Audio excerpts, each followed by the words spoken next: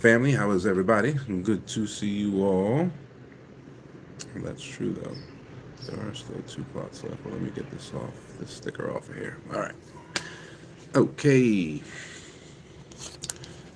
On the TikTok side, you can see that prospectus. You know what? Maybe I'll do that for YouTube as well.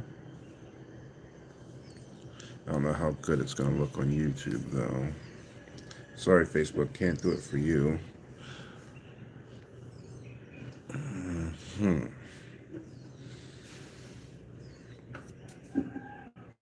All right.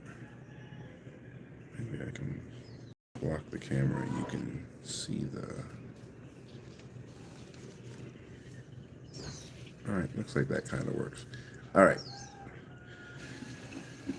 So you can see it a bit better on the YouTube side while I have the camera blocked. TikTok, you guys can see it perfectly. I have no idea what the neighbors are doing to that dog. All right, we are good to go. Set up here. I can't do it with Instagram, and looks like it's not gonna let me do it on Fanbase either. All right. Okay. All right. So we have started our new bond ladders, of course, and our first bond of the year is live. Let me bring up my personal account since you guys have been asking for it. There we go. And so we're gonna go ahead and get in that a little bit today.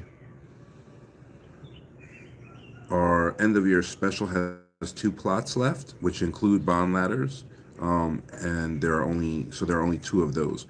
That does not affect folks that only want a bond ladder, and that will only be available until February as a special, so as a package special, just to make sure that we can deliver on the bond ladder in that first year.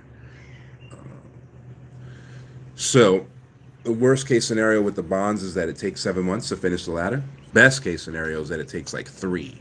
And that's very, very possible. If you were paying attention, then last year you would have noticed that no bonds were issued. Right? We built 2 bond ladders last year, and people made a whole bunch. People in the first bond ladder made a whole bunch of money, and the people in the second bond ladder made good money. So what do you mean there were no bonds last year? Every single bond last year was a reopening. There were no new bonds last year. So when we talk about the bonds and it not lasting forever, that is that we are still moving in that direction.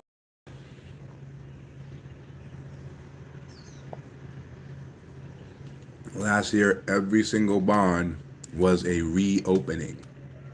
All right. Same as this bond. Right. So, what people are getting here in January is the XD1 2022 015. We know that the 015 on the end is the amount of years that the bond has in maturity. Right. But what does it say on the tenor line? It says that the maturity is 11.3 years. So again, this is a reopened bond. Every single bond that we bought our clients last year was reopened. And the first 2 bonds of the first auction of this year, they're both reopened. All right. Now, the one on the other side, the 10-year bond, that one was not included in this year's bond ladder for those clients.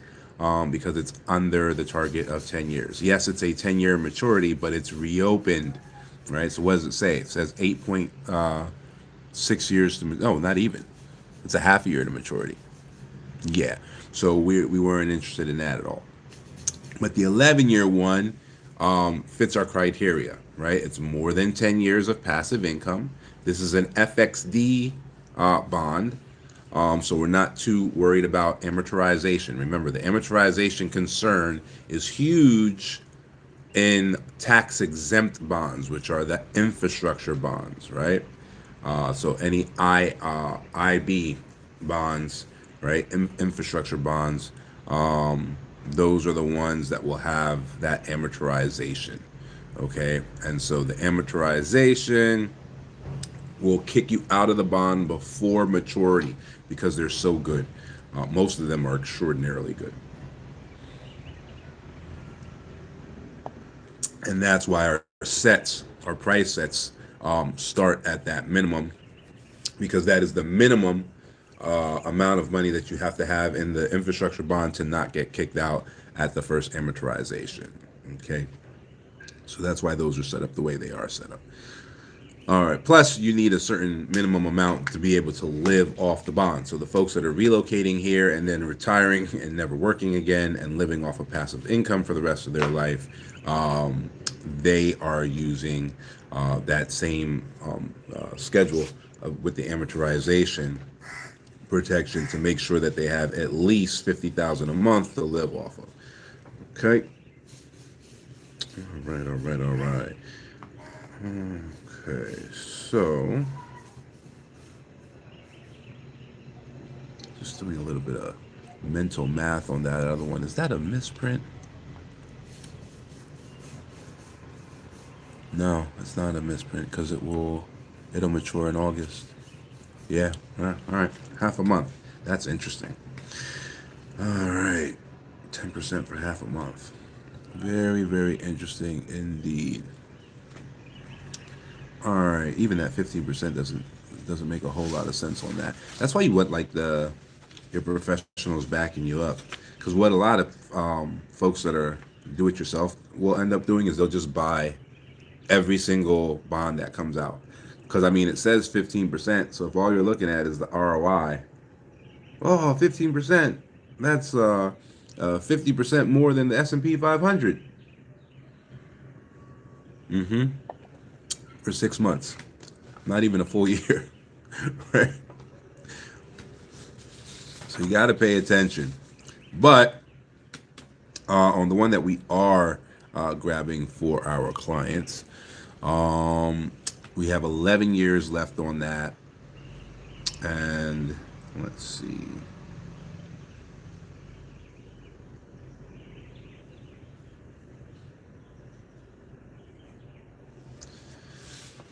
I'm getting updates from our people here. Excuse me.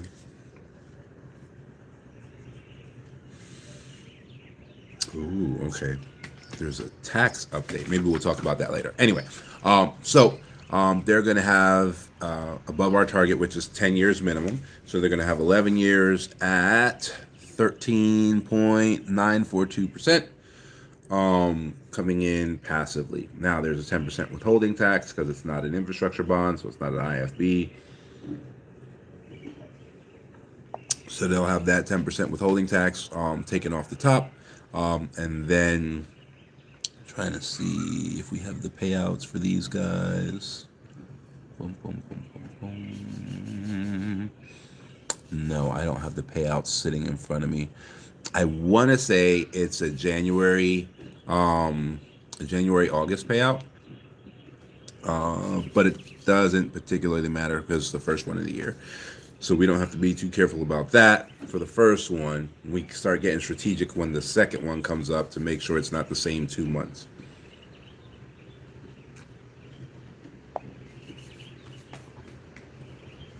All right.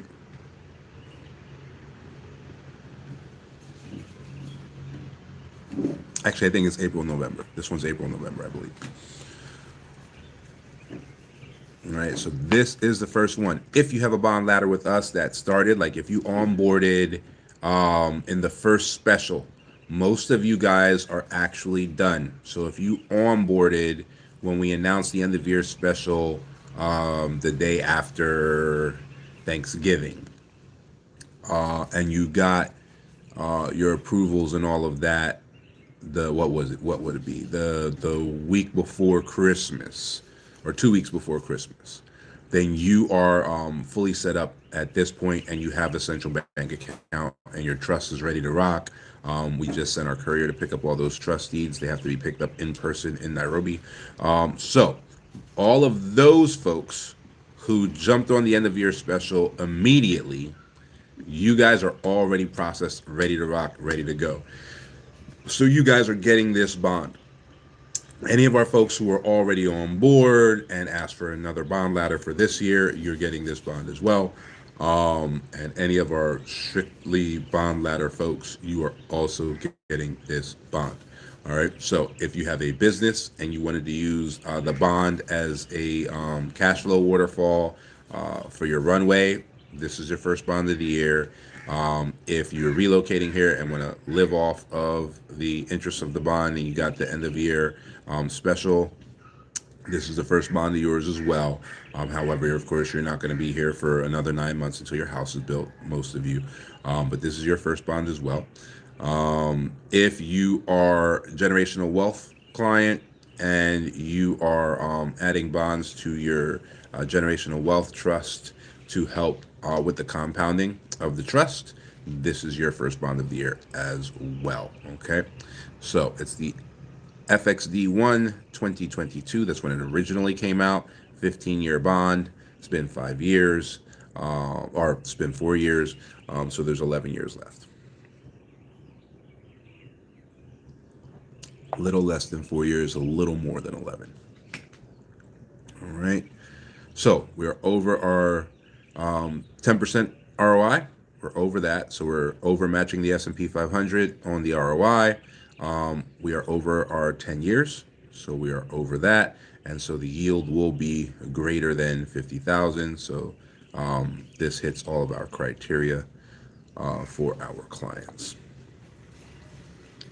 Any questions on that? Any of y'all in the chat today got any questions? Go for it.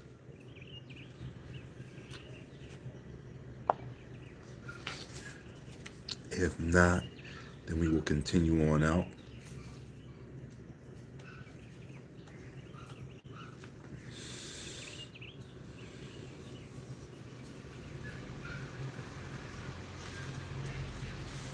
I think it's an April payout. I don't have it right in front of me, so I'm not certain, but I think it's April.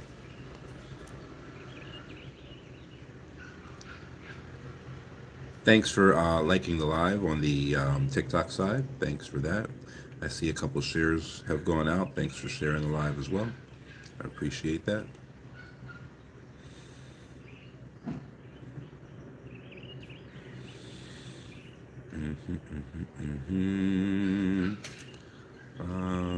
Minimum. Yeah. The minimum is always 50,000, but like 10% or 13% on 50,000 is not going to pay your bills, right? Not even close. So, but if you are, so a lot of people do get this confused. I'm happy you mentioned that, actually, because a lot of people do get this confused. If you are a generational wealth client, it doesn't matter what you put in there. The only thing that's going to have a bit of concern is if there is an amortization, which is typically, that means you have a tax exempt bond.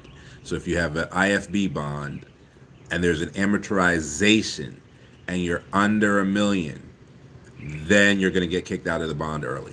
And they're just going to give you your money back, right? It's not like you lose anything, but what you do lose is potential. You'll lose the tax exempt, ROI for the entire length of the maturity. And that's part of how they, make up for it being tax exempt, right? So they pay really, really well. There's no taxes on them, but they try to get you out faster, right? Because you're making tax exempt money for decades, right? So they try to get you out of that way, way faster with the amortization. So in that regard, it doesn't make sense to be under $1 million local currency. But the minimum buy-in is only 50,000 local currency. So it's about $400, right? Not much. And if you own your house and your house is operating essentially off grid, it doesn't have to be fully off grid, but essentially off grid, you don't have to pay much more than that to get by out here.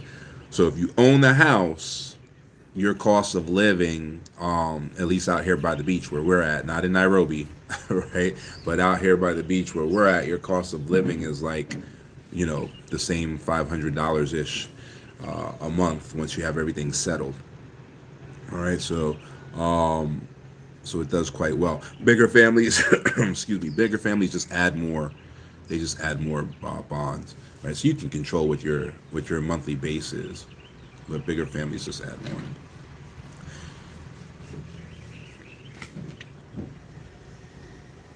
Right. Yeah. So the target's 50,000, but as you can see, even from the first bond of the year at 13, in order for it to be 50,000, it have to be 10%.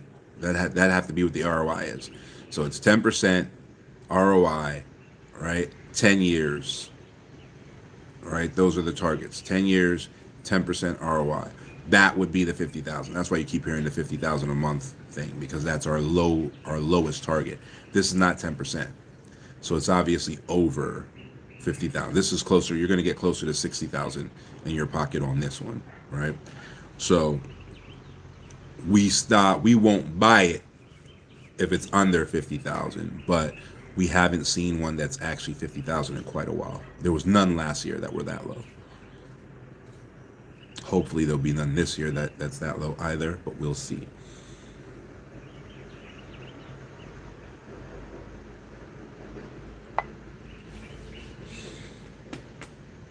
When do I think it'll correct? As a matter of just speculation, I think it'll correct next year. I think, and I think that's part of what these reopenings are about. There's an election next year. I don't think that the folks that are running for reelection want the bond prices to go down before they get reelected. So I think that's why they keep reopening the old ones that have the higher interest rates, right? So they're paying out higher return on investment from some of these old bonds, which prop up the economy, right? And like, all right, great, look at that bond market, look at all that money we're able to pay everybody, blah blah blah blah blah. And then after the elections are done, so we'll see what happens. I hope I'm wrong. Right. Everybody who's already inside will get their money. So it doesn't particularly matter for the people who already have their bond ladders. But for people who are waiting, it happens all the time though. We always have that. You'll if pay attention to the comments, you'll start seeing the oh man, I was gonna get this last year and then I didn't, and now they see how much money everybody last year made and blah blah blah blah blah. There's always those people. So it is what it is. The only thing we can do is, educate and, if people hear us, they hear us. If they don't, they don't. Excuse me. But yeah, the majority of people will never act. They're actually too afraid to. Like psychologically speaking, they're actually too afraid to act, which is, it's par for the course.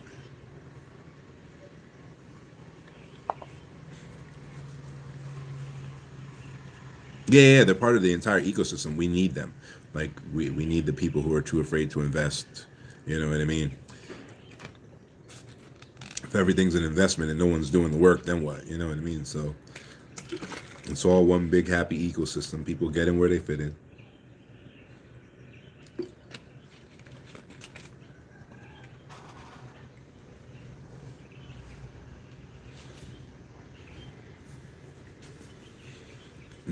I don't think it's been announced yet.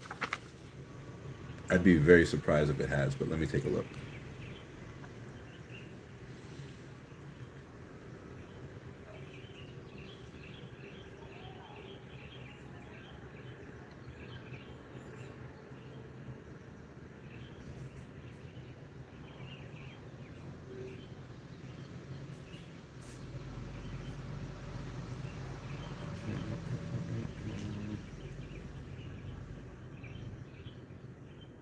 Let's see.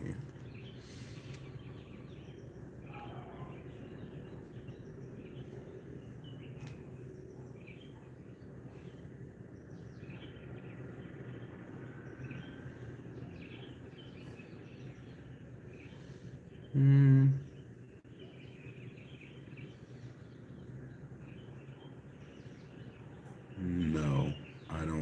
see. Yeah, I don't see them yet. They haven't announced them yet, which is typical.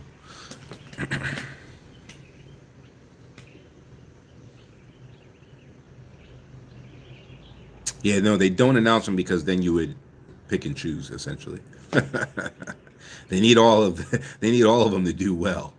So if they announce the first three, you would choose which one of the three was the best, and you only buy that one.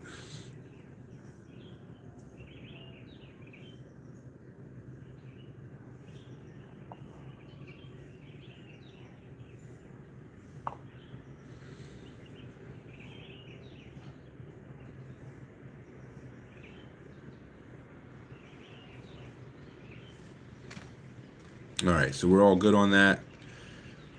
I see the chatter, but it doesn't really look like it's question chatter. You guys are just kind of talking to each other.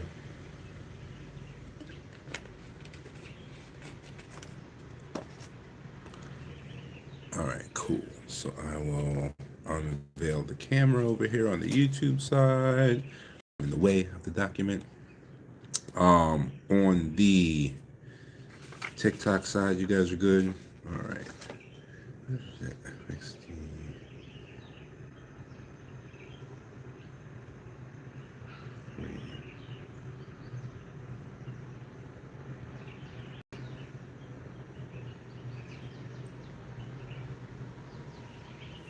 What are the results for the FXD3 auction? Do you have that?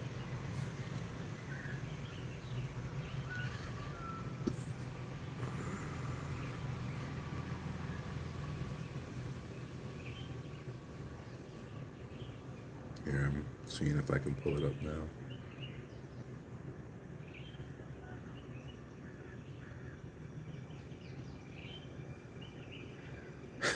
No, no, it's an omnidirectional mic. Let's see here. Do we have those results? We do have those results. Okay.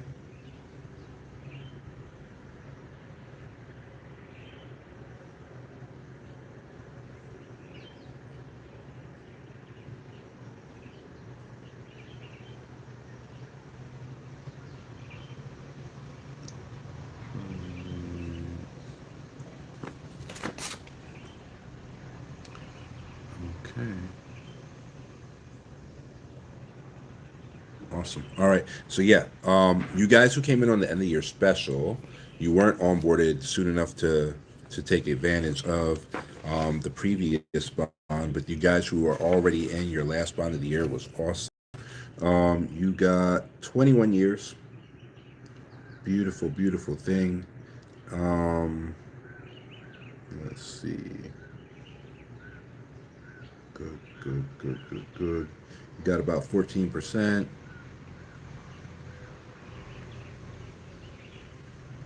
So yeah, looks good. Looks good.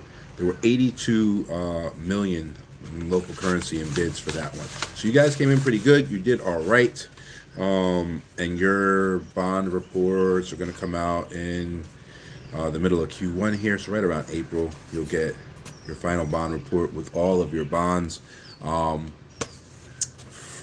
For your ladder, for your second term ladder from last year. So look forward to that coming in April, in February. I'm sorry, I've been told it's going to hit you guys in February. So you guys, if you're trust clients, just log into your trust portals. If you're not trust clients, log into your blue portals. And that will be there by the end of February, and then there'll be a call as well.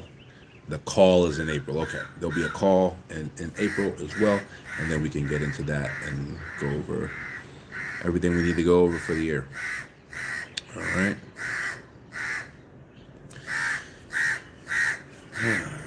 Excellent, excellent. Missouri. All right. What else we got going on? Are we good on all that?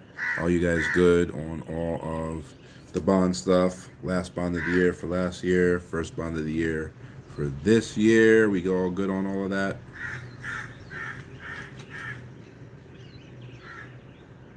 right. Excellent, excellent, excellent. Looks like we're coming together on it. Looks like we're coming together on it. Let me get rid of this green screen on the YouTube side. Get rid of the documentation on the TikTok side. TikTok is better, but I always forget how to do it, so it takes me longer to take it down. There it is. Effects. No effect. All right, good. All right. So that is where we are with everything. How have you guys been?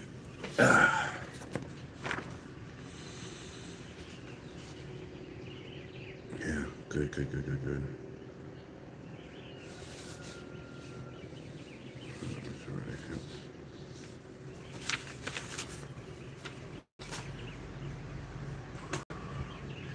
Yeah. All is well. Thank you for asking. All is well. It's a slow morning, getting off to a slow start here, but that's all right. What is going on with some kind of bite? All right.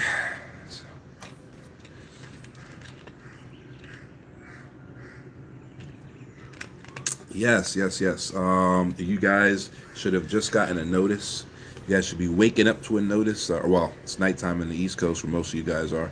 So you guys should have just gotten a notice that your first bond of the year has been purchased, and that'll come if you're trust fund clients. It'll come from the trustee company. So look for Double Out Gold to have shot you out something. If you are not a trust fund client, then look on your Blue Portal, and you should have the receipt number from the purchase of the first bond of the year for you guys. You are Kenya. I'm in Kenya.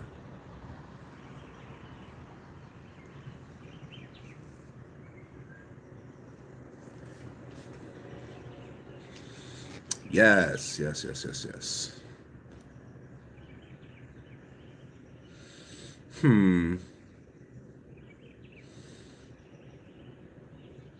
I'd have to think about that.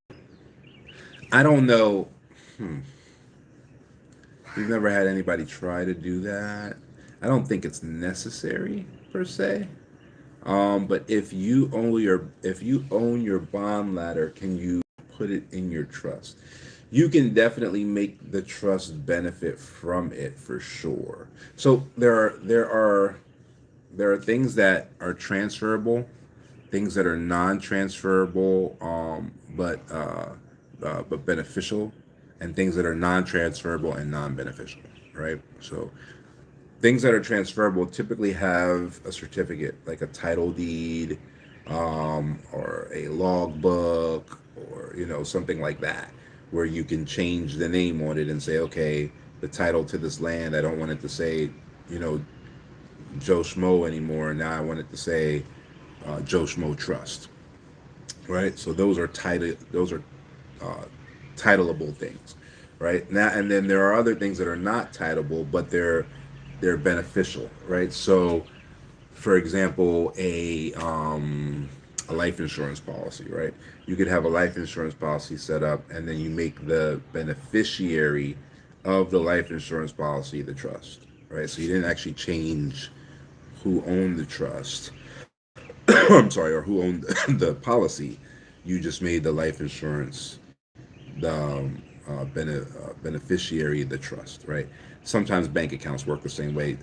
Brokerage accounts often work that way, right? So the beneficiary of the account, you can go in and there'll be a setting somewhere. You can go into your bank or your brokerage, fill out a form, and then if something happens, the trust automatically inherits, that account, right? So you didn't title it to the trust, but you can make the trust the beneficiary of it.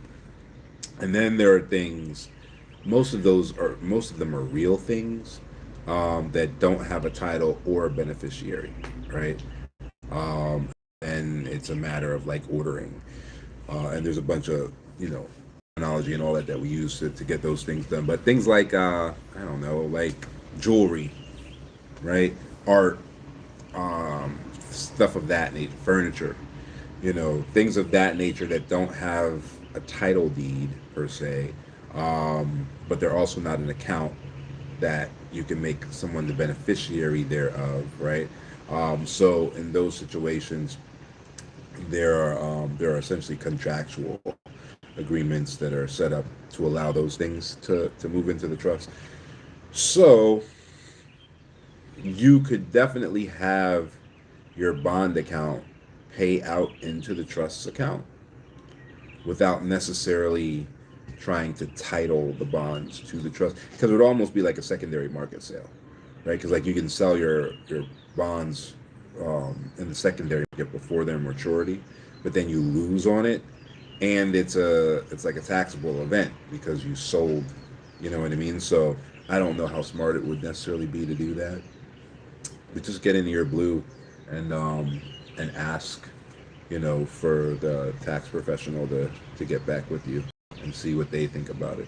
But you can definitely have it paid into the trust, and which is a tax exempt situation, right? So that might be more worthwhile for you than what you're asking. Sometimes it's not about whether you can. Sometimes it's about whether you should. Move away from can questions to should questions. You'll get a better answer most of the time.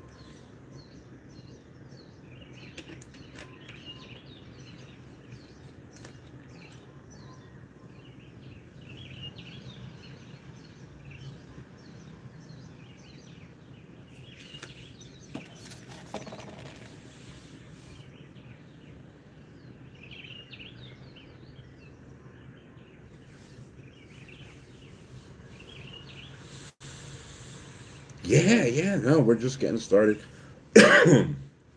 We are just getting started. We are doing 100 new generational wealth families this year. We have already done 7 of those 100, so we're well on our way to meeting, that goal. So we're excited about that. If you want to be one of those families, jump onto our website, do the assessment. It doesn't cost anything to do the assessment, and we can go from there. The assessment will tell you immediately. Yeah, it'll tell you immediately whether you qualify, whether you don't qualify, and in many regards, it'll tell you like what to do to be able to qualify later. And then like somebody from our team. Sometimes it's a lawyer. Sometimes it's just a freedom facilitator. Sometimes it's me. I jump on there every now and then. So somebody from the team will get back to you regardless of whether you qualify or not, and just like thank you for taking the assessment and break down what the results mean. Sometimes people do things like sometimes people will just pick something to kind of get through the assessment, and it actually throws their assessment off. But then when the assessment officer looks at it, um, it won't make sense, right? So sometimes we'll be like, hey, did you kind of just pick whatever? Because these two things don't add up. Is there a mistake? If there wasn't a mistake, then so be it. If there is, then we prefer to give you accurate information. So like whatever. So that happens sometimes. So there's always an email follow up, and like a real person I always looks over the assessment and make sure that everything is everything, and then we go from there.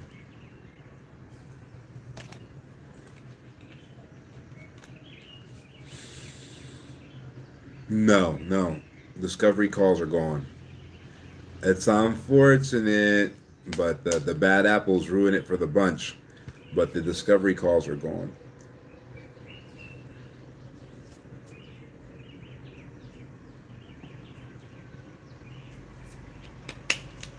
Yeah.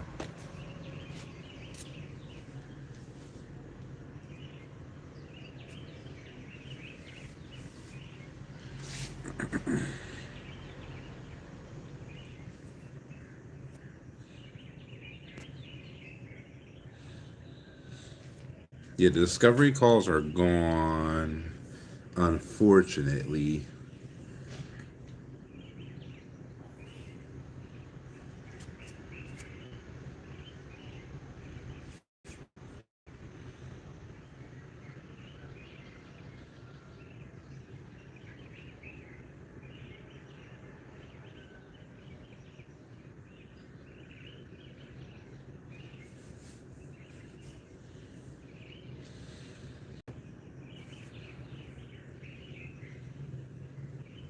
My internet's being really weird today. Sorry, guys. I'm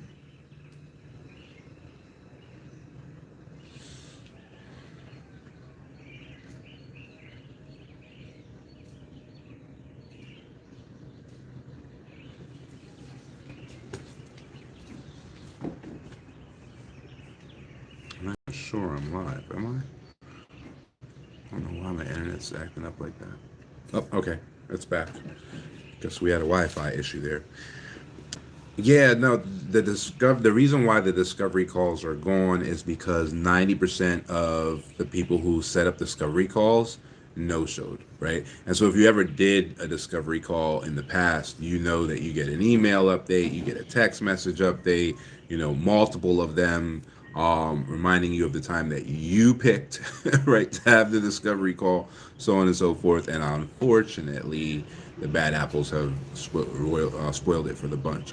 So obviously, on our consultations where you pay, no one has ever not showed up for the consultation that they paid for. But the discovery calls, just too many time wasters, so they're gone. We don't do discovery calls at all anymore.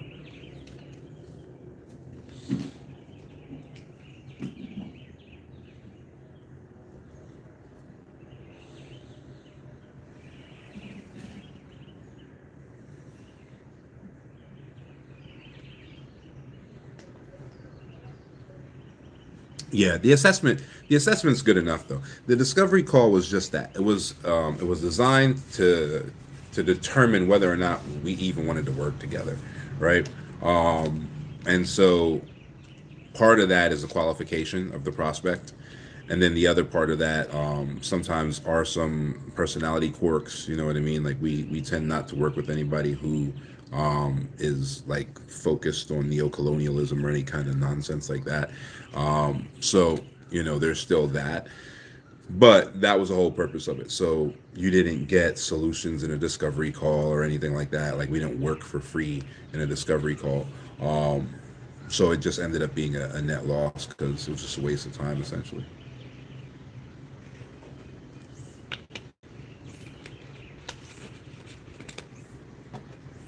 Yeah. So yeah, the assessments serve the same purpose. You'll be able to see whether you even qualify, whether it's even worth your time to talk to us via the assessment, and that still has no cost associated with it. And then from there, you can move on to an actual consultation or a legal consultation if you need one of those. What's the difference? The legal consultation has a lawyer on the call. The initial consultation doesn't.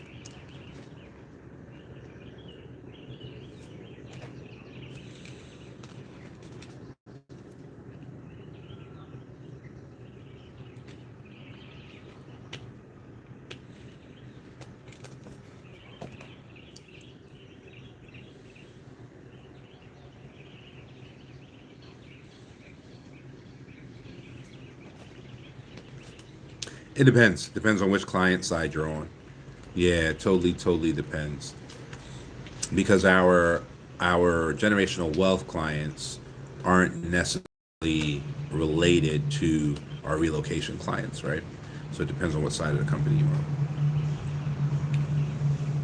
And our business clients aren't necessarily related either.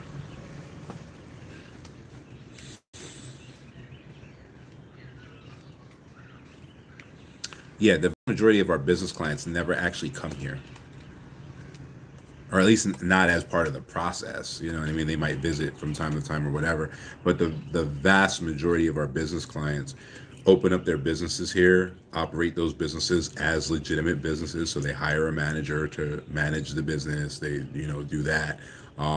It's not like in your basement businesses where you're like the solopreneur and all you own is a job, not a real business type of situation. That most of our clients are not in that position. So they set up the business. It's a real business with real managers and real staff and all of that stuff, and they get their dividends because they're the owner of the business. But they don't have to be here to do that, and most of them don't. So you know most of our business clients aren't here at all. Now, obviously, our relocation clients are all coming here permanently, right? And then the trust clients are like hit and miss with that, because some of them are doing an offshore trust for the benefit of, their grandkids or their kids or whatever. And so they don't need to be here either. And then some of them slowly kind of almost become a relocation client, because what they'll do is they'll do a trust estate. And so when they do the trust estate, there's actually a physical building, that's owned by the trust, that serves as almost the center of the family, right? So when you do your family reunions and stuff like that, that's where it happens, and so on and so forth. So for those folks, they may end up like retiring here, or doing stuff like that. So the motivations are different, and then the way that those motivations execute are different.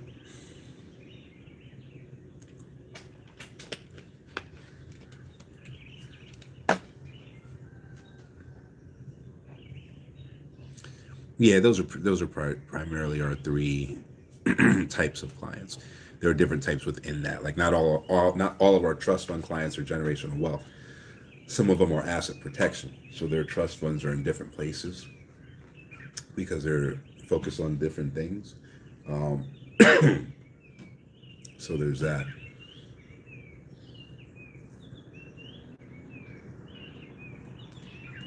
No, but we can refer you to somebody who can.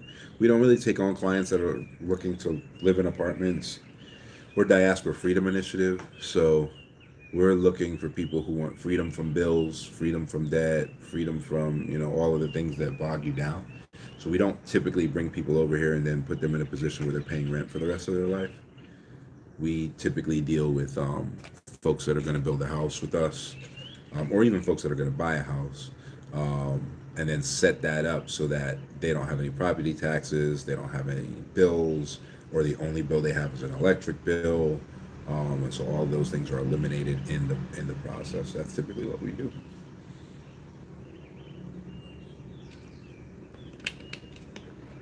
But we have friends that can do that. So you want an apartment or something like that, we can refer you to somebody. That's not our specialization.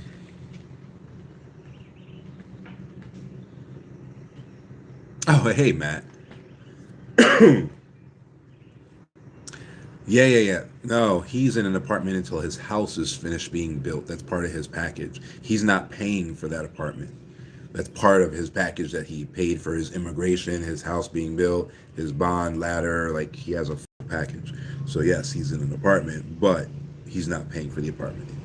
He's waiting for his house to finish being built. So some people will wait. Some people will wait the 9 months it takes for us to build them a house, and then they'll move here after their house is built. Some people are like, I need to get out now. Where can I stay while my house is being built? And then we'll create a package for them that includes a temporary housing, um, like that. So yeah, we didn't bring him over here and relocate him into an apartment. His house is just under construction.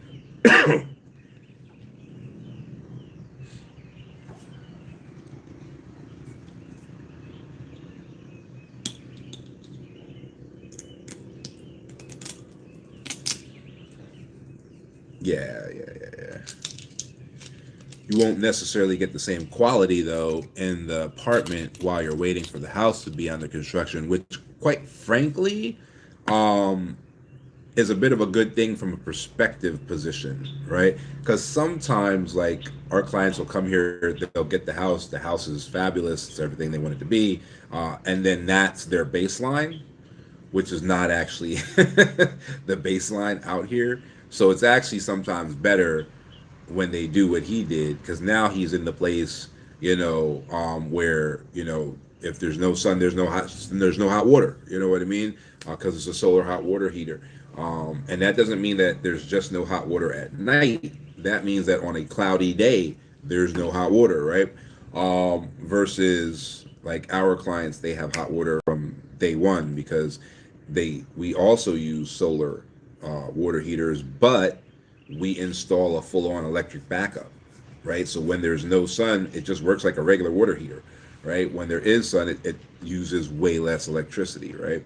Or it uses no electricity, right? So that way at night you can still have a hot shower, right?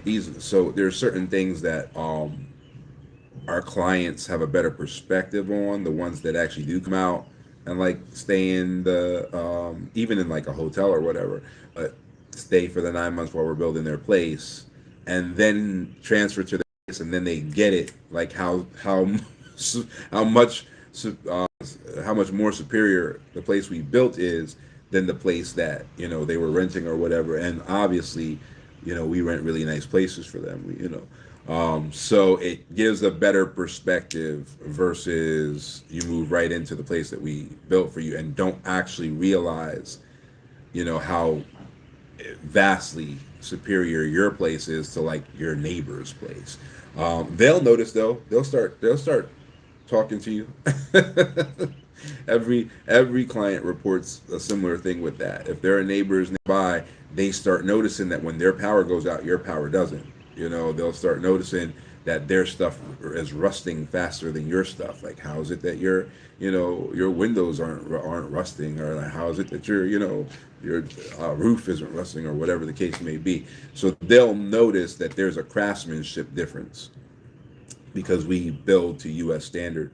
So just this little stuff uh, like a local builder might not know how to ground the electrical components of the house, right? So the house is not grounded, right? The wiring might be grounded because the electrician knows how to ground the wiring, but the house itself isn't, right? So that causes something called electrolysis. Electrolysis causes rust, right? So now all of a sudden, like things are rusting super duper quickly, and nobody knows why.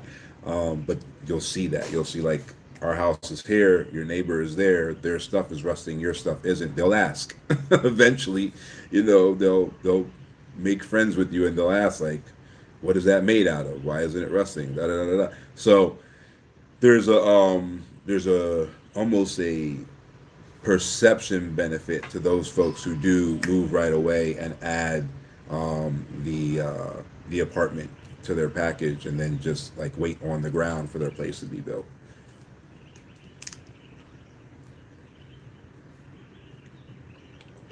So yeah, thanks for bringing that. I wasn't even thinking about that till you mentioned it, but yeah, that does happen. You're right.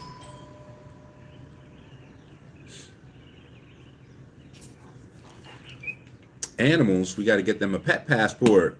And it depends on where they're from. Sometimes it actually is a pet passport. If you're American, they don't have a pet passport.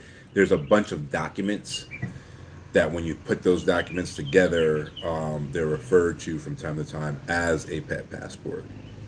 But if you're European, which is the smallest group of our clients, but we do have clients that hail from there. You actually have a pet passport, like an actual, which I think is super cool, actually. um, but yeah, you just got to get that going, and then we can. We just did 5 dogs and 3 cats, right? When family came over, had 5 dogs and 3 cats. We had to process all of them.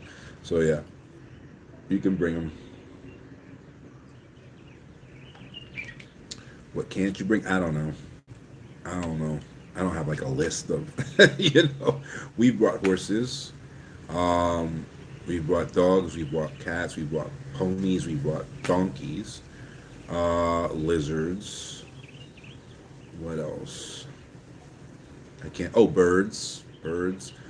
So yeah, I mean, I'm sure there are things that are on the prohibited list. I'm sure there's like types of lizards probably that are prohibited or whatever, but I couldn't. I mean, come on. I'm sure there's hundreds of things that you can't bring. But I don't know. I don't have a list of them.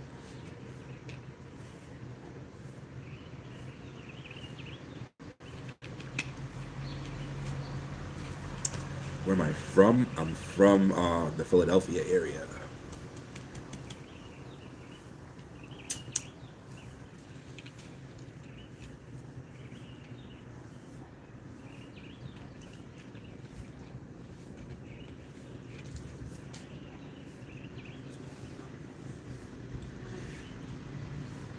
Yeah, I guess it depends on how exotic. Obviously, there might be an exotic animal permit in play, but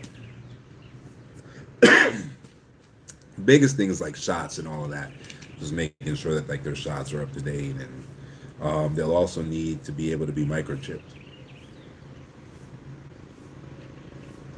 So if you have something that can't be microchipped, then you might have an issue there.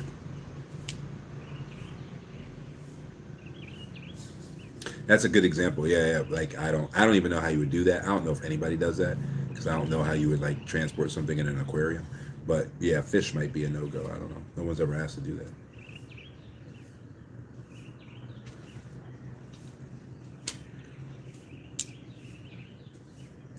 Pets all the damn time. Yeah, yeah, yeah. Pets are like part of people's families, man. We have four dogs, but it ain't that serious. We'll get new dogs, but for some people, it's like the pets are like their kids or something.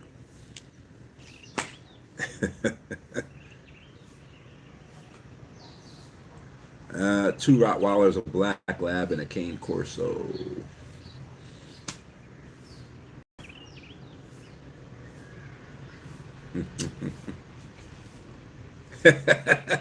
Well, good luck with that. Three Malinois. Yeah, okay. You still have a house? if,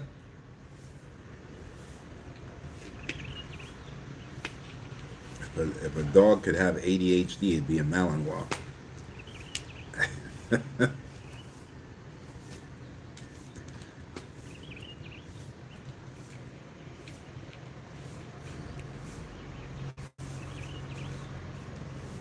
Oh, it completely depends. Yeah, yeah, yeah. Because if you need like multiple shots and vaccinations, obviously that costs more. So yeah, it completely depends on the pet situation.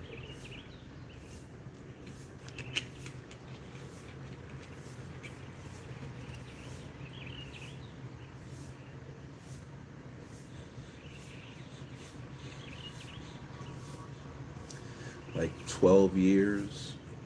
Yeah. How long does it take to get citizenship? 7. Takes 7 years. Either 7 years of marriage, in which case you wouldn't necessarily need to be here, or 7 years of holding a permit.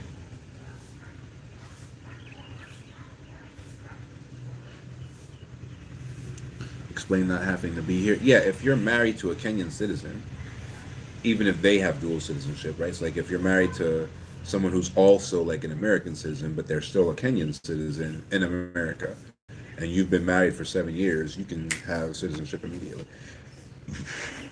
You don't have to be married in Kenya to them. You just have to be married to a Kenyan for 7 years. Now, you don't have a right to that citizenship, so you could go to the immigration, meeting, and they could like deny the citizenship, I suppose. We've never encountered that, but there's a possibility of it, I suppose. So there's that. But you'd have a right to apply. The permit route is a bit easier because it shows that there's a bit of a dedication, right? So if you're doing it the permit route, then you're actually physically here building a life for 7 years, right? Year after year after year, right? So that it's easier to get dual citizenship that way. Real question is, how do you have a job? Well, I mean, if you want a job, most of our clients don't do that. Like most of our clients are not trying to get jobs, right? So, for our clients, the number one method of taking care of themselves while they're here is dividends or bonds, right? So that's why we do bond ladders. So our bond ladders cover, passively. The passive income that comes off the bond ladder covers all of the needs of the client. So they essentially quit their job, buy the bond ladder, move here, and never have to work again. So there's that. But then a lot of them own businesses. So they're getting dividends from their businesses. There's quite a few who are retired, so they're getting their retirement payments. And just because you're retired doesn't necessarily mean you're old, right? So there's like people who have done like 20 years with, the fire department. 20 years with the fire department, you can put in your papers, right? So they're retired, but they're only 40 years old, right? So There's a lot of that going on, pensions and stuff like that. But there's not a ton of people who are like, ooh, let me move to Kenya and work as a waitress, right? So it's not typically like that. I want to do that too. Where you get to travel everywhere, and what? I want to do that too. That job too, where you get to travel everywhere and charge obnoxious commissions. Commissions to who? If you're the one traveling, I don't know. I don't know. Maybe it's a business you can create. I don't understand the model though. But yeah, just find your way. Typically through business, most people have some sort of business. Sometimes it's not like a functioning business. Sometimes it's like they own a job. We had a lot of people who did like government contracting. So it wasn't like, it's a business in the legal sense of like it's incorporated or whatever, but they just owned a job, right? So whatever they were already doing, like we had this kid that well, he's not a kid anymore, but we had this kid that worked at, it was either Wendy's, it wasn't McDonald's, but it was one of those like Wendy's or Arby's or something like that. And he had made it to like assistant manager or something like that. And then he ended up becoming a government contractor, and the government contracts that he did were food service. So there would be like, there's this thing called Space Camp in the United States, but it's a government, run camp. There's another thing he did called what was it called? Civil Air Patrol, which is another like cadet program that's run by like the government. It's actually run by the Department of Defense because it's an Air Force cadet program. And they have like a thing every year, like camp. Like the kids go to Maxwell Air Force Base, I think it was. We wrote the contract for him. So but they got to eat, right? So literally all he did for the government was the same thing he did for Arby's, right? Like he just got the food set up, got the food together, created like their lunches, their breakfasts, their dinners, and all of that stuff, and got paid a ton of freaking money, right? But it was his job. It was a job that he's always had. And then when he got enough contracts, then you can do what's called prime contracting. So then once he had enough contracts, he would subcontract the work to someone else and just make like 20% on it. And then the other 80% went to the people actually doing the work, of course. So then he was able, but then when you relocate, that 20% spends a hell of a lot better, right? So then once he relocated at 20%, it spent like more than 100%, right? Especially 100% of the net, because 100% is gross. You got to pay people, insurance and all of that stuff. So the 20% that he was netting off of the prime contracting and then relocating here, that 20% had more buying power than what was left over of the 100% previously. So it's just about making your way. Different people figure out different ways to do it. The bonds are the easiest, but you got to be able to afford the bonds. So it just depends on where you are in life and how you're going to make your way.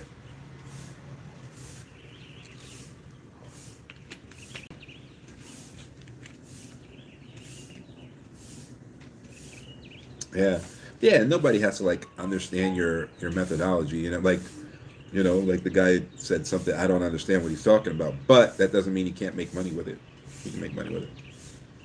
Just means that it's not a business that I can operate. Just make sure it's the business that you understand, whether anyone else understands it or not.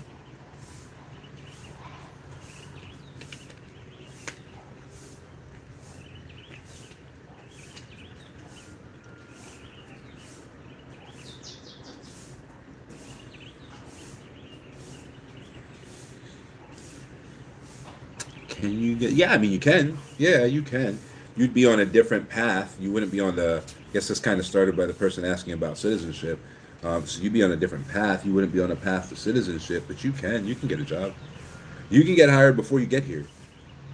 And then if you are hired before you get here, then that company would apply for a work permit for you, and then you would have a permit to work at that company if the government approved that work permit. That wouldn't cost you anything.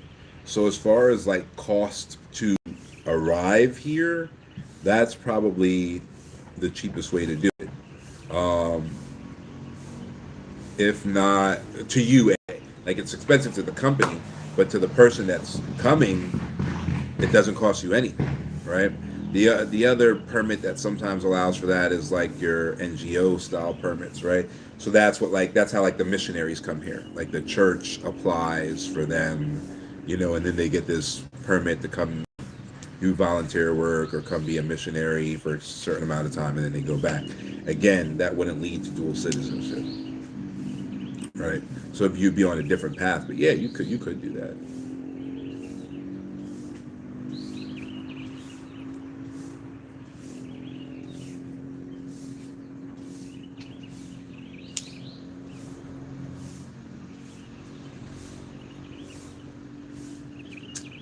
Are those the only two ways? No, there are two other ways. One way is by heredity. Okay, so you can be married to a Kenyan for 7 years. You can be a ordinary resident for 7 years, and then apply. In both of those situations, apply for citizenship. You can be the child of a citizen, and then apply for citizenship. Um, and then there's one other way, which is almost like a trade secret. So I don't get into it. So if you're really, really, really, really serious about becoming a citizen, you get into a consultation with us and you want it really, really fast. There is one legal way beyond that, but literally, like our legal strategist figured it out. It's not something that you'll find in any search or Google chat or anything like that, or GPT or whatever. It's literally a legal maneuver that we figured out over a decade and a half. And so it's legitimately a company secret. Um, we've never even encountered another law firm that has figured it out in this country. So if we have clients that really, really need citizenship quickly, and are looking to get into something like that, we do have a proprietary way of doing that legally, that we can get into, with somebody who's serious. And you'll show that seriousness by coming in to an actual legal consultation, paying the cost of the consultation, and onboarding. And then we know that we're not just blabbing our gums to somebody who wants to talk for the sake of talking. So company secrets don't come out too easily, but there is a fourth way.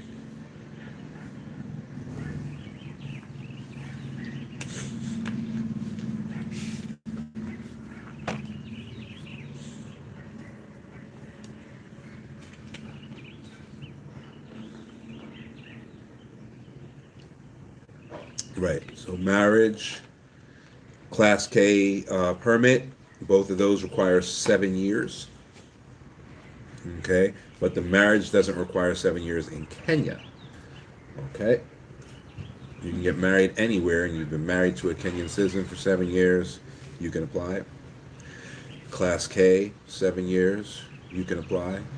If your mom or your dad is Kenyan, then you might be able to apply.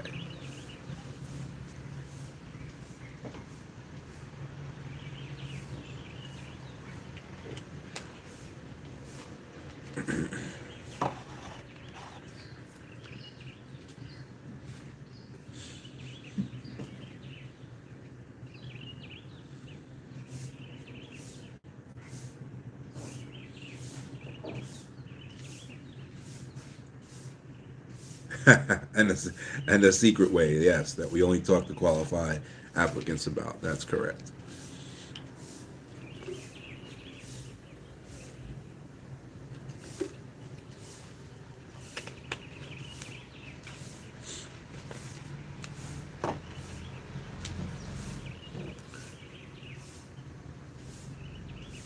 No, you never want to do that. People talk about that, I guess, online with bribes and all of that. You don't want to do that, especially not with citizenship. You definitely don't want to try that. You want everything to be on the up and up. The first time you do that, you're screwed forever, right? Once you do that, especially with something serious, like something that has like a file on you, it will be obvious for the rest of your life that you did that, because there's going to be a part of your file missing, right? So when somebody opens your immigration file, they open, whatever file, they're going to see like, okay, here's the application, here's, maybe there's a bond that needs to be on you, here are all the things that are supposed to be in the file, right? And if you get into that nonsense of like bribing and all that other foolishness, when they open your file, they're gonna be like, oh, look, page number 1, where's page number 2, page number 3, how did you get page number 3 without getting page number 2? And so it's going to be obvious for everyone who takes a look at your file that you did that, and then everyone thereafter is going to require that to move forward, right? But when they open your file and you have everything that you're supposed to have in that file, they don't even ask. It doesn't even come up, because people get arrested here for that. Like, it's not the way it is in a lot of other countries. Every day, like, there's people getting arrested for that. But the fact that there are people to arrest every day means that it's happening on a daily basis as well. So both things are true. But you don't want to get involved in that side of things. It's not going to work out well for you.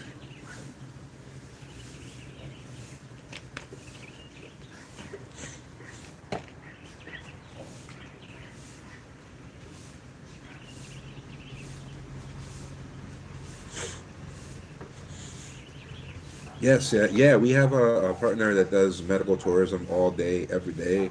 So definitely, we have some medical partners on that. So if you're like a VA, I know they specialize in that as well. So if you're VA service connected, they specialize on that side of things as well.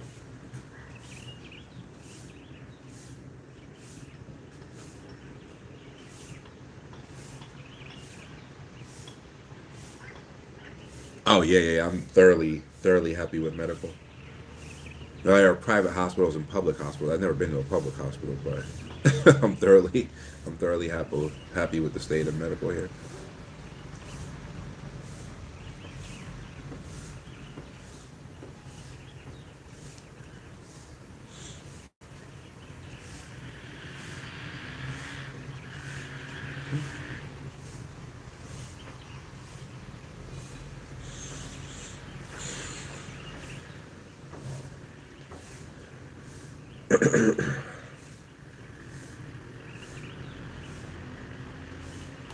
Oh yeah, so that's actually an add-on. It's not technically something that we just do. Um, but for our like trust fund clients, they can add on a passport portfolio, and then we can go down that road. But you don't see it anywhere on the website or whatever because it's an add-on. It's not a standalone service offering.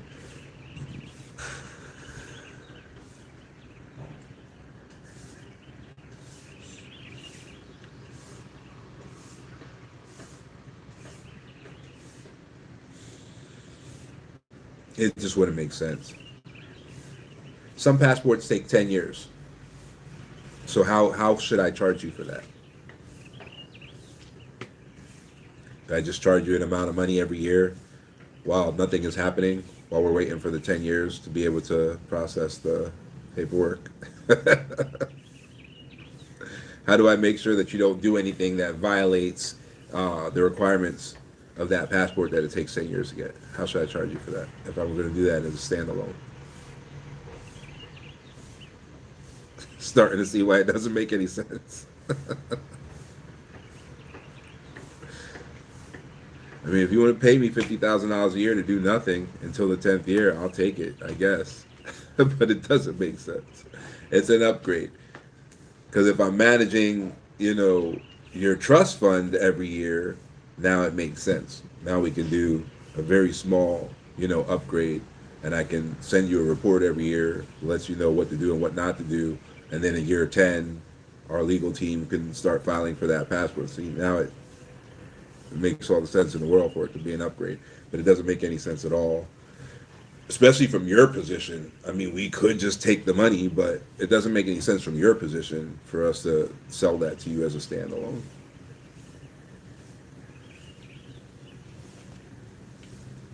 Nah, you got it now. Yeah, those are the types of things you can't just buy, right? And that's probably why a lot of wealthy people are into it, because wealthy people like things that other people can't get access to. Right? So that's probably why there are so many wealthy people into it. But it's moving from a luxury kind of purchase to what a lot of people are seeing as a necessity purchase, especially Americans right now, having the ability to be able to leave no matter what, because they would have, a secondary passport.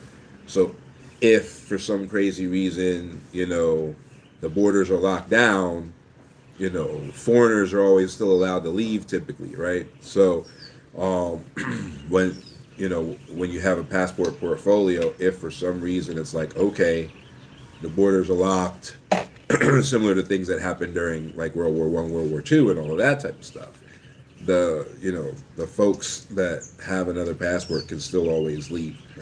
Um, we saw something similar outside of war. We saw something similar with COVID. Our clients that had passport portfolios could move around during COVID when everybody else was locked down, and it was super cheap, right? So all of our clients that had passport portfolios could go to all the places that they wanted to go to previously that were oversaturated or super expensive or whatever, because tourism had screeched to a halt, right? So the plane ticket was cheap, the hotels were cheap, everything was super duper cheap. Obviously, you couldn't move around the same way that you used to be able to or whatever, but a lot of our passport portfolio clients did massive amounts of traveling during COVID, because they had multiple passports, so they could leave, uh, whichever countries they needed to leave, and arrive as whatever it is they wanted to arrive as, right?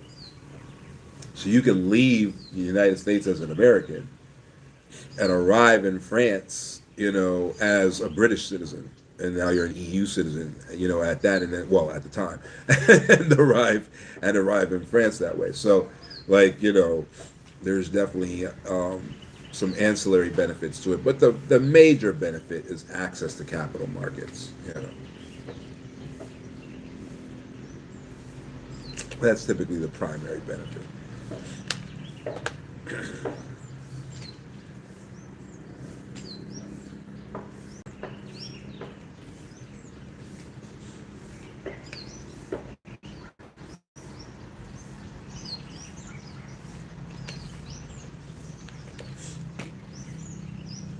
Yeah, yeah, no, there's some visa benefits. Like, for example, my son is 22 months old, um, and he has every citizenship I have, and then one citizenship I don't have. His mom is a Kenyan. That's it, right? So I haven't transmitted all the citizenships to her yet. Actually, this year we'll get a bunch of those transmitted over. So his mom has a single entry visa to China, right? To China for business. His mom has a single entry 30-day visa and has to get at least three single entry 30-day visas before she's allowed a multi entry 90-day visa. Okay? So that's what she has to go through. My 22-month-old, because he has multiple passports to choose from, he has a 10-year multi-entry Chinese visa at 22 months old, right? So, again, those benefits are in place if you have a passport portfolio, because he's also Kenyan, like his mom. He just has additional passports on top of that. And so when he enters China, he doesn't enter as a Kenyan. And, obviously neither do I, where his mom does. And so her visa is more restricted than his visas are. So, there are ancillary benefits, of course, to your passport portfolios as well.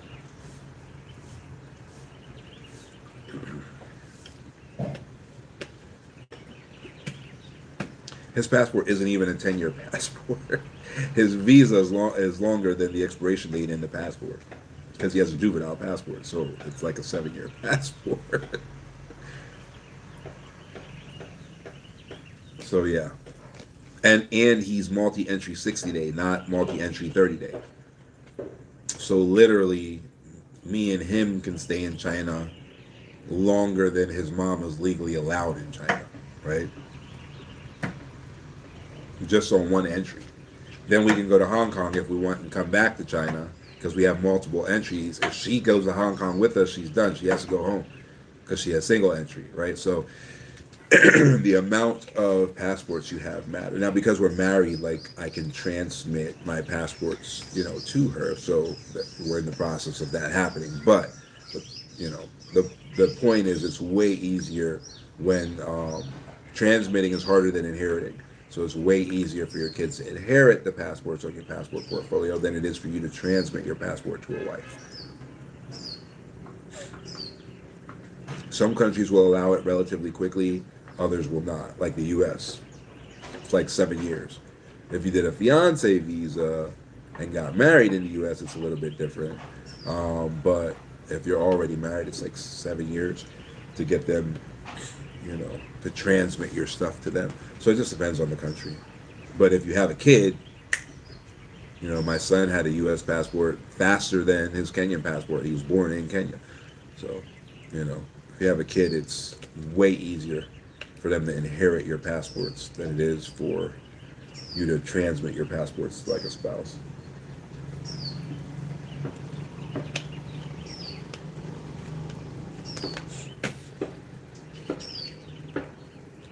Yeah, that's why it's typically part of a generational wealth plan, right? The passport portfolios is part of what you're passing on in your generational wealth. So generation to generation, like we had that video up of that married couple that had 6 kids, but there's now 4 generations and over 100 people that come from them, and they're still alive, and like the smallest ones are babies, right?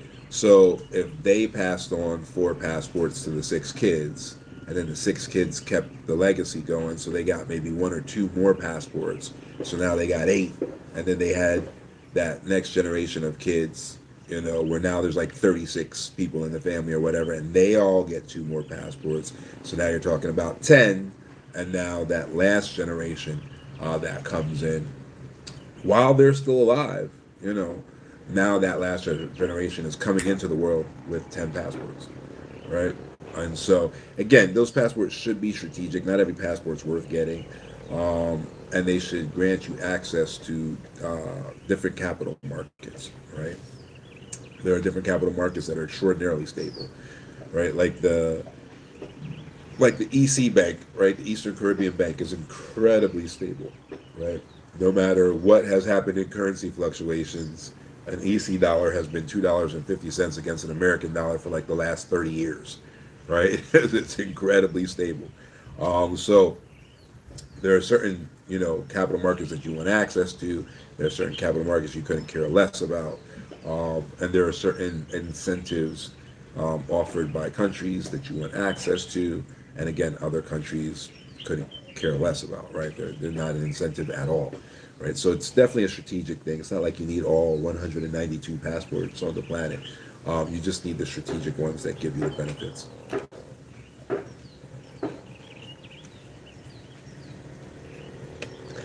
Depends on what your goals are.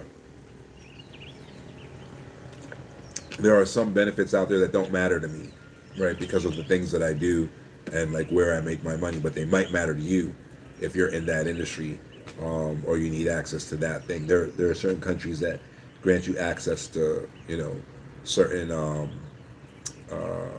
materials or assets that don't matter to me because I don't work, in those industries that might really, really matter to you. So there's no definitive list of which passport is strategic and which is not. It's going to boil down to what it is you're trying to accomplish in life, and then what's going to assist you in accomplishing that, or what you're trying to accomplish even for your family, and then what's going to assist you in accomplishing that.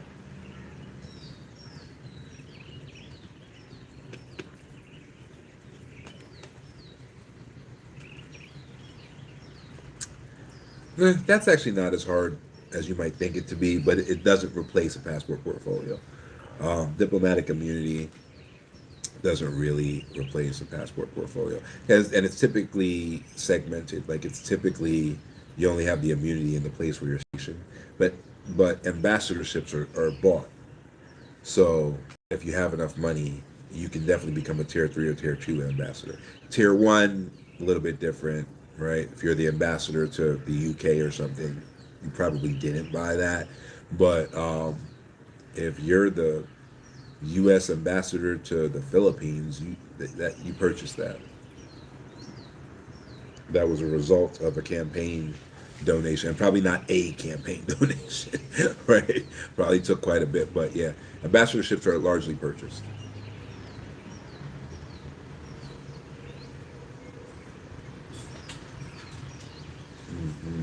Hey, hey, what's going on? You're good? All right, have a good day.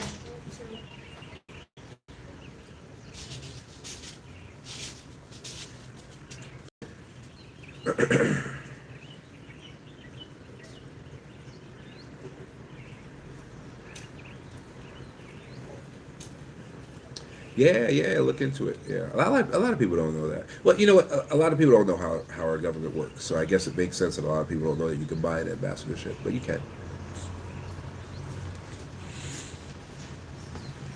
It's essentially a reward.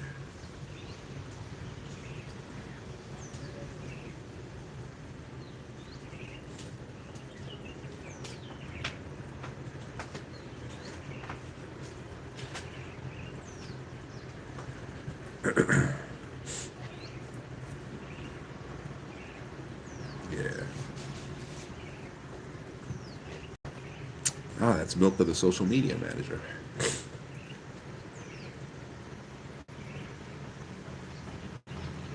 Yeah, I'm super relaxed today. I'm a little low energy today. I need to go like run on the beach or something.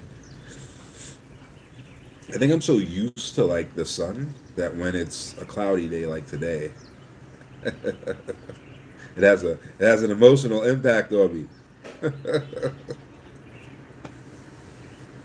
But yeah, no, super chill today. That's for sure.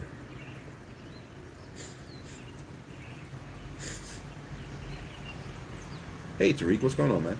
All is well. Good, good, good, good, good.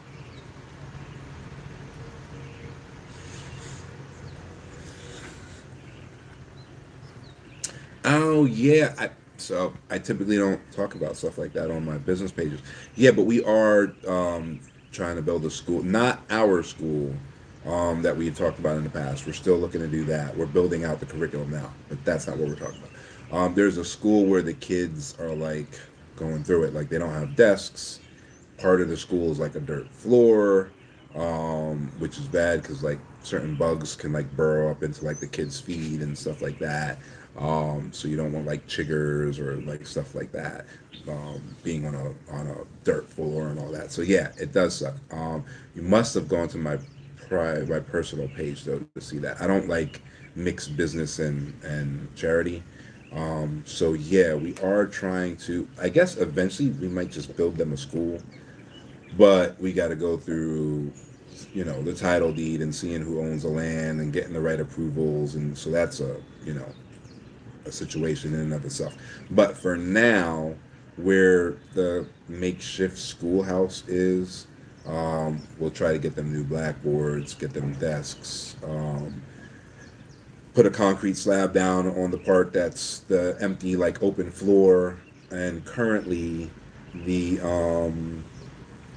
the pit latrine that they're using is way too close to the well, right? And it's just because like they're doing stuff on their own, right? So if you had a legitimate, architect, and had a legitimate, master plan drawn up, they wouldn't have put the toilets that close to the drinking water, right? So, but it's close, like it's really, really close. So all of that stuff has to be like rectified because contamination can happen if they're too close to each other. So yeah, we're working on that. Thanks for bringing it up, but I try not to. mix those two things. So talk business stuff on the business pages. But yeah, if you want to leave a comment or something on the personal page, we'll definitely get you some information if you want to donate to that or whatever. Or if you want to come out, if you're local. We've had some local people like, oh, I want to come out and like meet the kids and like do that. You can do that as well. It's fine. But yeah, we're doing that as well.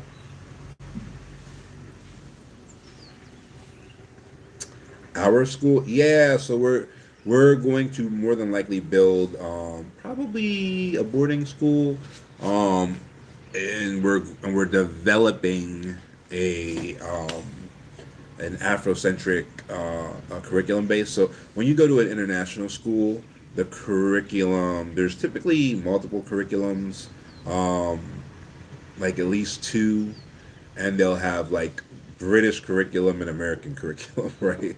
Or French curriculum and Canadian curriculum, or even Chinese curriculum, and whatever, right? What you don't see even in Africa, which is pretty freaking wild, but what you don't see is like an African curriculum, right? So you might have kids in Africa you know I don't know King Jan of Portugal is, but they don't know who Saka Zulu is, right? Which is ridiculous. Or they don't know who Mansa Musa is, but they know who Queen Elizabeth is, right? So that's nonsense. And so we are looking at creating a school. We're looking at having, a couple of different educational theories blended together, or at least have those options be sectioned off in that school and go from there. But that's not a diaspora freedom initiative situation. That's probably going to be something that Develock Global does, um, or one of our other companies. But yes, that is coming. You've been here for a while, if you know about that. So yeah, that is on its way. We'll That's probably something to look forward to hearing more about in like Q2 or something. So yeah, just go check out Double Out Global, and not too active at the moment because it doesn't need to be right now. Double Out Global is a trust company. It's a trustee company. So we'll have to see how. If it's a boarding school, maybe it'll be under the trustee company. If not, maybe it'll be under our investment firm. So we'll see. We'll see what we do with that.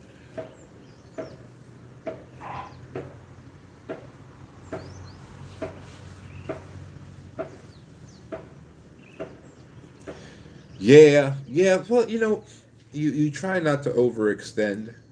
You want to do what you do really, really well, right? So, like for me, I if I walk into a restaurant and there are six things on the menu, I get excited because that means that the kitchen should be able to execute every single thing on the menu with precision and consistency. So if I walk into a restaurant, it's like these are the six things that we kick ass at. Which one do you want? I'm ready to rock. I'm excited. Let's go. I expect to have an incredible, experience in this situation. Versus I walk into a place and there's 7 pages of menu items. Can you really cook the 350 things that's on this menu, exceptionally? Is everything fresh? Do you have, the ingredients to do 350 different, menu items freshly every day? That's part of your food cost. You have that, you have that much turnover, right? So the same thing happens in business. The more you do, the less specialized you are at doing it, right? So that's why we have like 3 categories of client and 3 categories only on the Diaspora Freedom Initiative, and then for Devlog Global, there's 1 category of client currently that they have to have a trust fund, and then so on and so forth. So specializing is where it's at because then the experience is incredibly specialized, right? The more you add, the worse it gets as far as approaching things from a specialized point of view. So if you want to stay specialized, then you limit your scope, and then you make sure that the things that you do in that limited scope are exceptional. And then You know, if you want to be a generalist though, and you don't want to be known for exceptionality, especially if it's a transactional thing, then you might be able to get away with that, right? So like if you're selling, I don't know, ice cream, you know, you only care about selling one cone at a time, then cool. You know, you don't have to necessarily be exceptional. You just have to have ice cream and a good salesperson selling that's generalist. Sell it one scoop at a time. But if it's an ongoing situation, um, like you're building out a passport portfolio for somebody, that's like a lifelong, you know, process, right? Sometimes it goes beyond your life. So depending on what it is and the strategies that you're trying to implement, there are certain passports that take 10 years to get, you know, and there's no way to like buy it faster or anything like that. Um, there are even a few that take 15, right? So the path that you're winding through to get to the goal of your passport portfolio could take 2, 3 generations, you know? Um, and so even immigration takes 7 years for us, right? So we have to be engaged over the course of the next 7 years and be available over the course of the next 7 years. And so it doesn't make sense for us to onboard 1,000 people a year because that's, you know, 7 or 8 thousand people that we're engaging with by the time we get to the first group citizenship. Right now, how in the world are we keeping any kind of high, you know, level of service to 8,000 people all at the same time? It doesn't make sense, right? So if you're going to be a specialist, you're going to, you know, limit the access to you. You're going to limit the amount of clients you take on. Simple immigration clients, we removed the limit because there were so many Americans that wanted to get out of America, still are. So we said, all right, for simple immigration, like if all you want is your immigration servicing done and that's the end of it, then, you know, that's fine. There's no limit on that. But everything else there's still a limit on, right? So we only onboard so many clients, um, you know, a year, and then we go from there.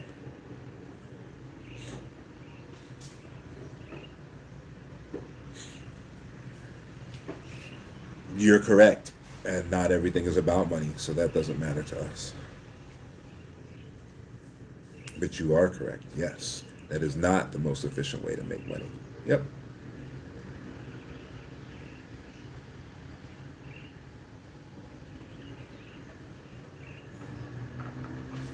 Yeah, you're talking to the firm that sells a package that allows people to live the rest of their life without ever having to work again. You don't think that we ourselves have that package? You don't think that if we never do business with anyone else another day in our life that we don't have bond ladder income coming in for the next 20 years, whether we do work or not? Passive income hitting our bank accounts every month for the next 20 years, whether we do anything or not. You think we sell that freedom and we don't have it ourselves? Is that what you think?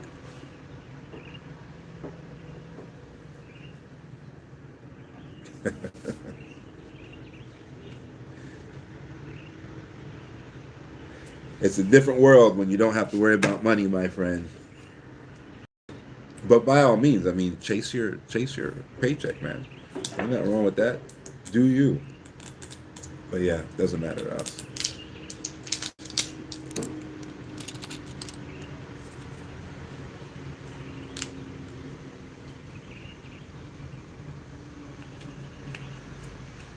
Yeah, thoroughly, thoroughly. Quality matters more than anything else. I mean, all of it. When you do good business and you're at that strategic level, um, it all comes full circle, right? Because you know, like we want to build a hospital eventually. We want there's an issue with black women not surviving childbirth, right? We don't appreciate it, so we want to build a hospital that solves that issue.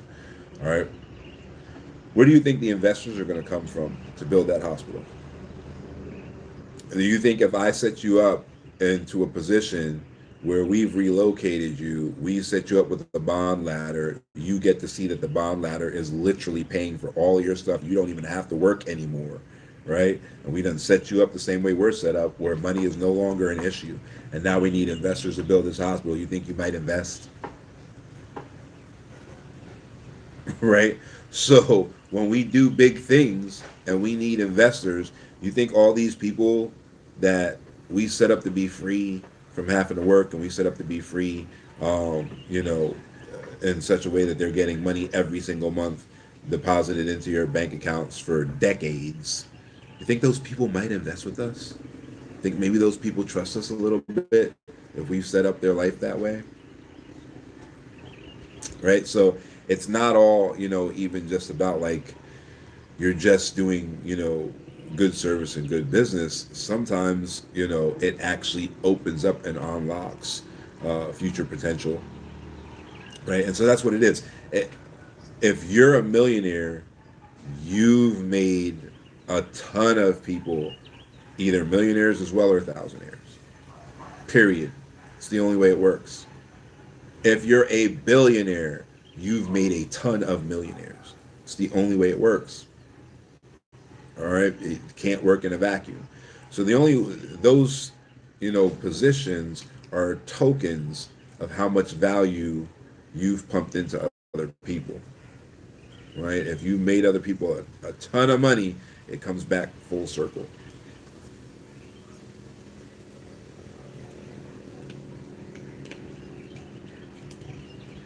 So yeah, I mean that's how it works.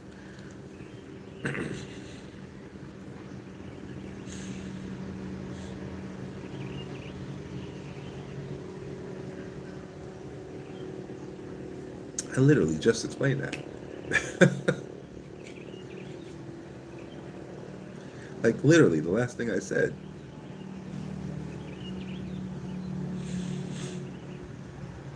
Yeah. So, all right, let me explain it slower. Right?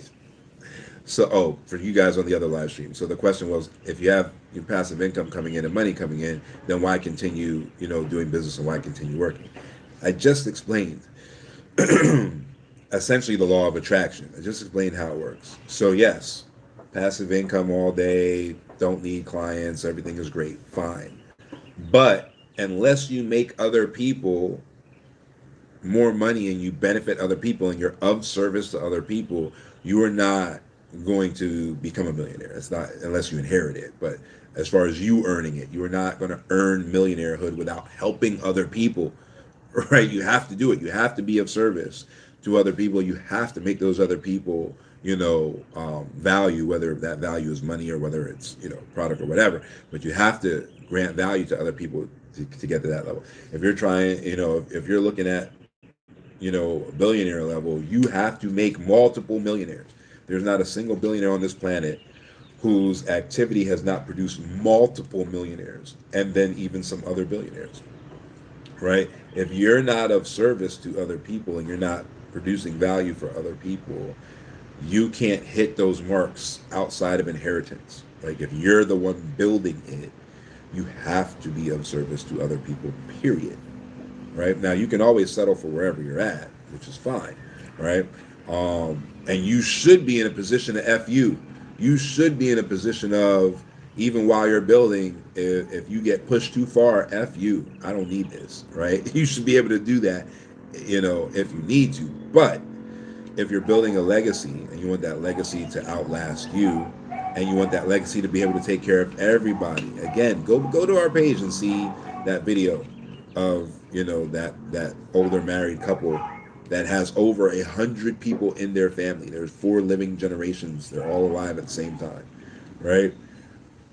Though these numbers, you know what I mean? If there's 115 people that are all, trying to be taken care of, and you're a millionaire, that doesn't mean you have $1 million in cash. You own real estate, you own stocks, you own bonds, you're a millionaire. Maybe you have $200,000 in cash, right?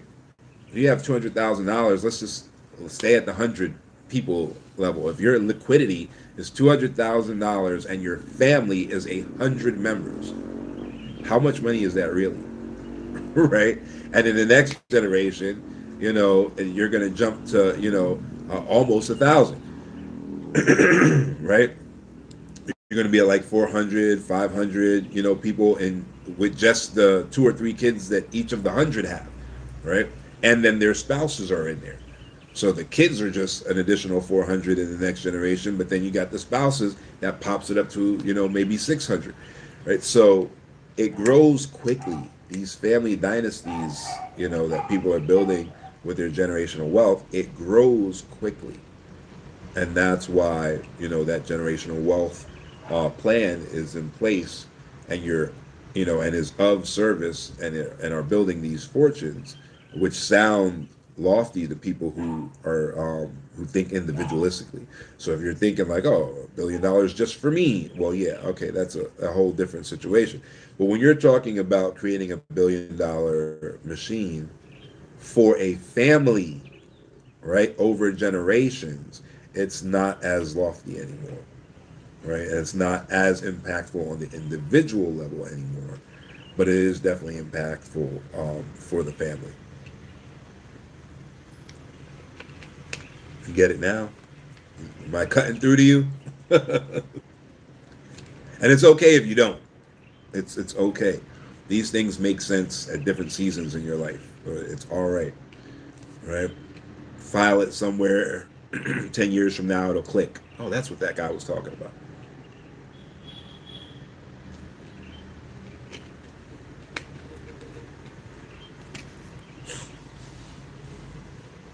No, it's not for anybody. It's not for everybody, rather. Yeah, it's not for everybody. People who are like trying to sell you something will tell you everybody can do it. Everybody can't do it.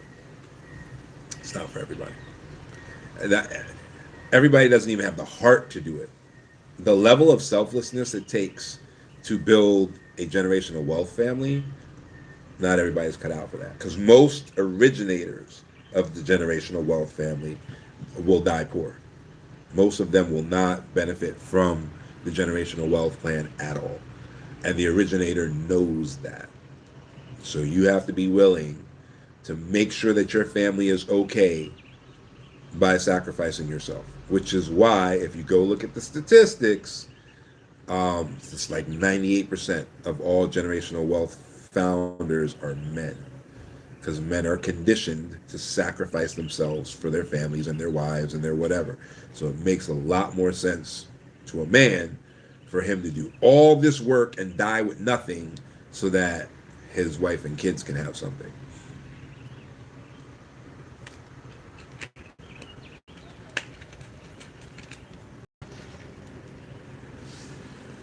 It's just the statistical reality of it. Don't kill the messenger. I'm thinking though that we'll see a transfer in that because there's so many women-led families in this generation, and there's so many like single moms and that going on in this generation that I'm I'm interested to see if that changes and if we get a bunch more matriarchal generational wealth families in this next generation. We'll see. We'll see. Are there, mothers willing to sacrifice it all for the generations that aren't born yet and die penniless, waiting for that compounding to hit 60 years later? We'll see.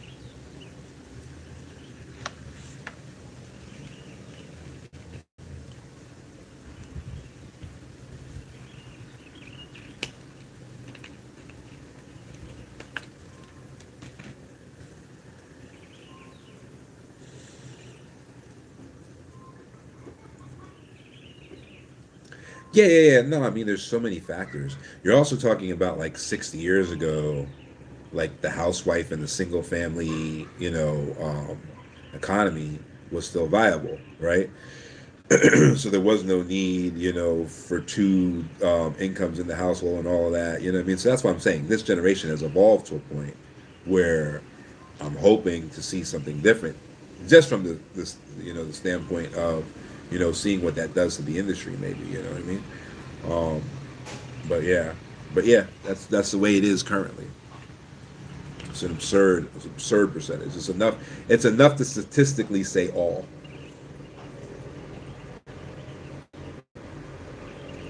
So the amount that aren't created by men are statistically irrelevant. That's how small. Right? So we'll see. That might flip in this next generation.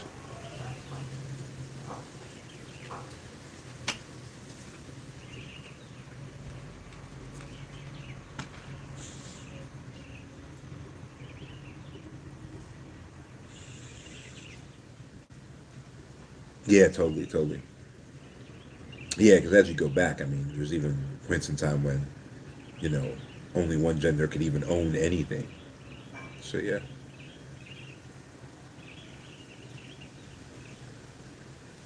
So yeah, yeah, we'll see.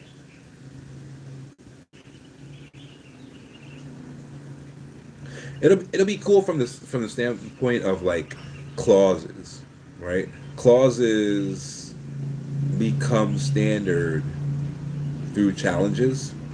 So like legal challenges to trusts create new clauses, right? So we create new ways to defeat those legal challenges as those challenges happen. So typically when a new group gets involved um, in dynastatic family and trust building and all of that, new clauses come up because new groups, new cultures, they see fairness differently, and so they start challenging trust differently based on different criteria, which allows us to have more case law and new clauses, and allows us to like build out the industry of trust funds in different ways, and it makes it better. You know what I mean? The more case law we have, the better the trusts get. So that's cool. That's always exciting when a new group is coming in for those reasons.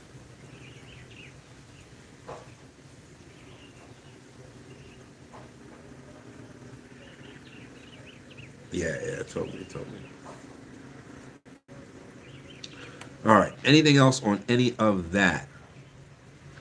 Do we got any other questions on bond laddering? We showed the first bond of the year. For those folks who are already onboarded, you will receive that bond in the next day or two.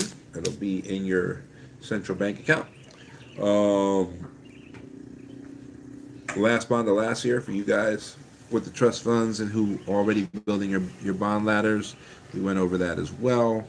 Then we had a bit of open talk, Q&A. So we have come to the end. We have been live for an hour and 47 minutes. Any other questions that you guys might have, now is the time to ask them. If not, then I will shut her down.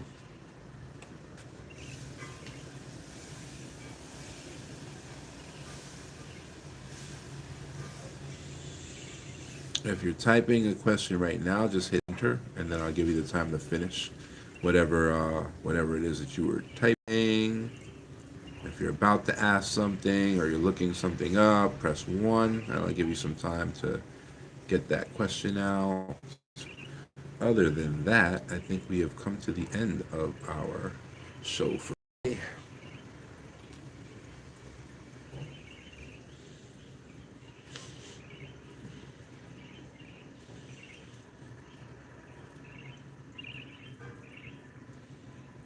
All right, looks like we're good to go, guys. All right, thanks for hanging out with me. I will see you tomorrow, same time, same place, Freedom Family, and we will get into something else, probably about generational wealth. There are 2 plots left on the end of your special. It does include the generational wealth package, and we build you a house, which is another key to the generational wealth package, or not even the generational wealth package. I'm sorry, the bond ladder package, which is key to the bond ladder actually being able to cover your monthly needs, is owning a house. If you don't own a house, you're paying rent, then you need more bond money in order to cover, or it's just supplementary at that point. All right, so there are 2 plots for houses left in that end of year special. If you're not worried about the end of the year special, and we're just doing a regular build for you, there's no rush. But if you want to be able to come in and have the entire process done for you and be able to live off of the process itself, there are only 2 opportunities to do that left. All right. And I will see you guys tomorrow.